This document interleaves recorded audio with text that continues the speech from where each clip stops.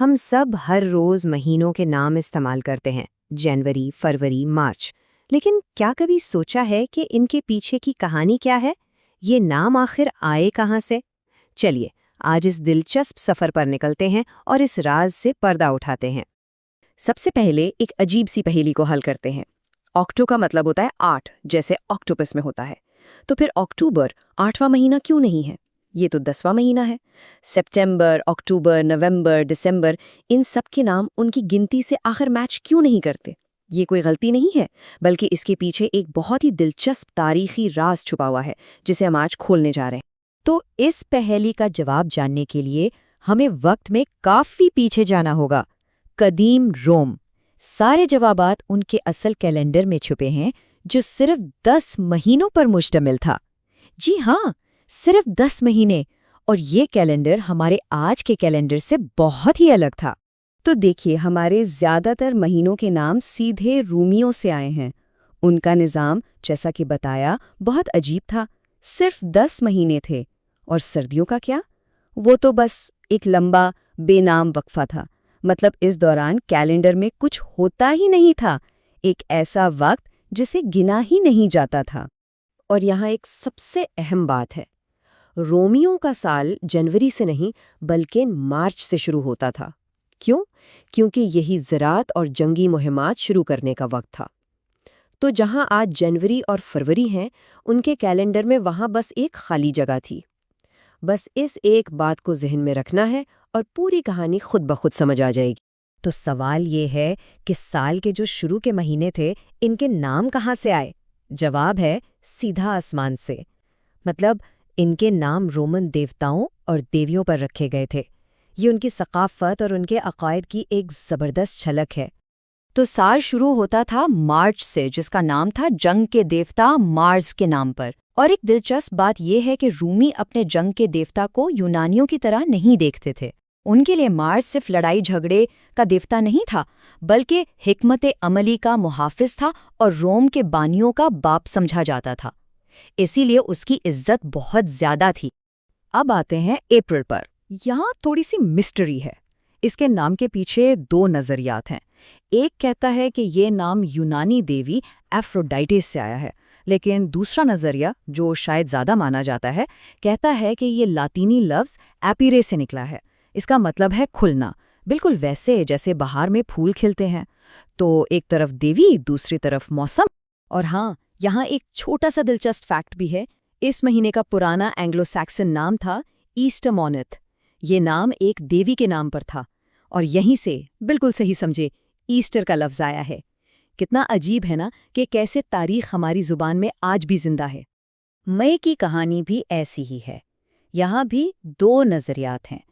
जो सबसे आम नज़रिया है वो ये कि इसका नाम देवी माया के नाम पर है। लेकिन फिर एक मशहूर रोमन शायर थे, ओविड, उनका ख्याल कुछ और था। वो कहते थे कि ये नाम लातीनी लफ्ज़ मायोर्स से आया है, जिसका मतलब है बुजुर्ग या एल्डर्स। और जून के साथ भी बिल्कुल वही कहानी दोहराई जाती है। ज्यादातर माहिरीन कहते हैं कि ये नाम देवी जूनो के लिए है, जो देवताओं की मलका थीं। लेकिन वही शायर ओविड, उन्होंने एक बहुत खूबसूरत जोड़ा बनाया। उन्होंने कहा कि देखो, अगर मई बुजुर्गों के लिए है तो फिर जून नौजवानों के लिए होना चाहिए। ये ख्याल सुनने में तो बहुत अच्छा लगता है, लेकिन तारीखी शवाहिद जूनो के नाम को ही ज्यादा सपोर्ट करते हैं। अच्छा, तो अब कहानी में एक नया ज़बरदस्त ट्विस्ट आता है, एक ड्रामाई मोड़। ये वो वक्त था जब 2 बहुत ताकतवर लोगों ने कैलेंडर को अपने नाम करने का फैसला किया। उन्होंने अपनी लेगेसी के लिए वक्त को ही बदल डाला। तो देखें, जुलाई और अगस्त, इनके असल नाम बहुत सादा थे, बस नंबर थे। क्विंटिलिस यानी 5वां महीना और सेक्सटिलिस यानी 6ठा महीना। लेकिन फिर उनकी रीब्रांडिंग की गई। और ये रीब्रांडिंग करने वाले थे रोम के 2 सबसे मशहूर रहनुमा, जूलियस सीजर, जिनके नाम पर क्विंटाइलिस बन गया जुलाई, और उनके बाद पहले रोमन शहंशाह अगस्टस, जिनके नाम पर सेक्सटिलिस बन गया अगस्त। यहाँ एक बहुत ही आम कहानी सुनाई जाती है। कहानी ये है कि ऑगस्टस जो थे वो जूलियस सीजर से जलते थे, तो उन्होंने फरवरी से एक दिन चुरा लिया और अपने महीने अगस्त में डाल दिया, ताकि उनका महीना भी जुलाई जितना लंबा यानी 31 दिन का हो जाए। लेकिन ये सिर्फ एक कहानी है। हकीकत से इसका कोई लेना देना नहीं, कोई तारीखी सबूत नहीं है इस बात का। जब सेक्सटिलिस को नाम बदलकर अगस्त रखा गया, इस वक्त उसमें पहले से ही 31 दिन थे। तो ये एक आम गलतफहमी है जिसे दूर करना ज़रूरी है।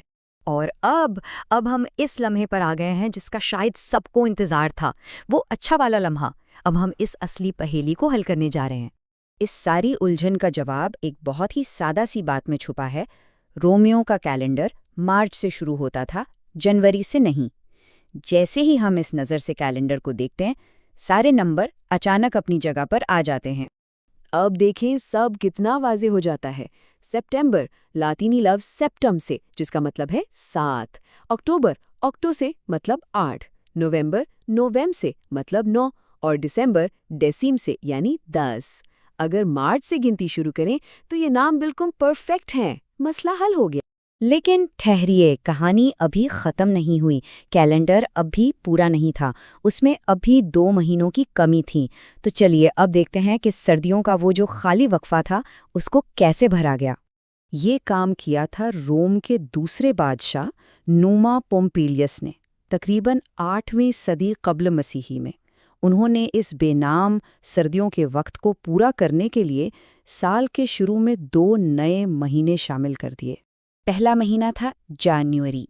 उसका नाम रखा गया जीनस के नाम पर।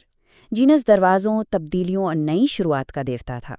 उसके 2 चेहरे थे, एक माजी में देखता था और दूसरा मुस्तकबिल में। सोचिए, नए साल के पहले महीने के लिए इससे बेहतर, इससे ज़्यादा अलामती नाम और क्या हो सकता था। और आखिर में आता है फरवरी। इसका नाम इन सबसे मुख्तलिफ है। ये किसी देवता या नंबर पर नहीं है। इसका नाम फेब्रुआ नाम के एक त्यौहार पर है, जो पाकीज़गी और सफाई का एक कदीम रोमी त्यौहार था। तो ये है हमारे कैलेंडर की मुकम्मल कहानी। एक सफ़र जो ज़राअत की ज़रूरतों से शुरू हुआ, फिर उसमें देवता और देवियाँ शामिल हुए, फिर शहंशाहों ने अपनी अना के खातिर उसे बदला।